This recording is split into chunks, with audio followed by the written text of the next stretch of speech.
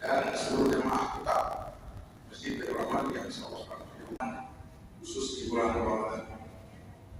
Dan kita dari insyaallah di bulan 30 menit ke depan kita akan sama-sama menjalankan jalannya. Beliau adalah salah seorang dosen. Assalamualaikum warahmatullahi wabarakatuh. La ilaha illallah wa asyhadu anna Muhammadar Rasulullah. Allahumma salli wa sallim wa barik ala sayyidina Muhammad wa ala alihi wa ashabihi ajma'in. Bi rahmatika ya arhamar rahimin.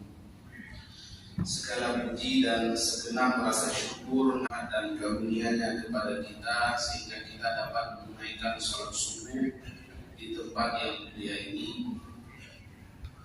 Rasulullah sallallahu alaihi wasallam bersabda,